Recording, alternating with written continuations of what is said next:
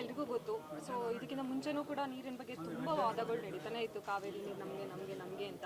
So ಹೇಗೇನು ಈ ಮೇಕೆದಾಟು ಏನಿದೆ, ಈ ಮೇಕೆದಾಟು ಬಗ್ಗೆ ವಿಜಯ್ ಅವರು ಹೊಸ ಸಿ ಎಂ ಅವರು ಏನೀಗ ಆದೇಶ ಇದು ಮಾಡ್ತಾ ಇದ್ದಾರೆ, ನಮಗೆ ಏನೋ ಅಣೆಕಟ್ಟು ಕಟ್ಟೋದು ಬೇಡ ಅಂತ ಹೇಳಿಬಿಟ್ಟು, ಅದು ತುಂಬ ಒಂದು ಬೇಜಾರು ಅನ್ನಿಸ್ತಾ ಇದೆ. ಏಕೆಂದರೆ ಕೋಟೆ ನಮಗೆ ಕೊಟ್ಟಿದೆ, ಕಟ್ಕೊಳ್ಳಿ ಅಂತ ಹೇಳ್ಬಿಟ್ಟು ಆಲ್ರೆಡಿ ಪರ್ಮಿಷನ್ ಕೊಟ್ಟಿರ್ಬೇಕಾದ್ರೆ, ಸೊ ಅವ್ರದ್ದು ಪರ್ಮಿಷನ್ ಕಟ್ಕೊಂಡು ನಾವೇನು ಮಾಡಬೇಕಾಗಿಲ್ಲ ಆ್ಯಕ್ಚುಲಿ ಹೇಳ್ಬೇಕಂದ್ರೆ.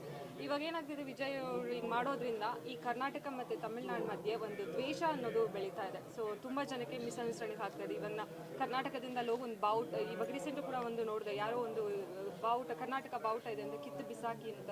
ಸೊ ಜನಗಳ ಮೆಂಟಾಲಿಟಿ ಬಂದು ಆ ಥರ ಇವ್ರು ಮಾಡೋದ್ರಿಂದ ಜನಗಳ ಮೆಂಟಾಲಿಟಿ ಕೂಡ ಹಾಗೆ ಆಗ್ತಾ ಇದೆ. ಸೊ ದಯವಿಟ್ಟು ಇದಕ್ಕೆ ರಾಜ್ಯ ಸರ್ಕಾರ ಇದಕ್ಕೆ ನಮಗೆ ಒಂದು ಪರಿಹಾರ ಕೊಡಬೇಕು, ಅಣೆಕಟ್ಟು ಸ್ಥಾಪನೆ ಮಾಡಲೇಬೇಕು ಅಂತ ಹೇಳ್ಬಿಟ್ಟು ಒಂದು ಮನವಿ.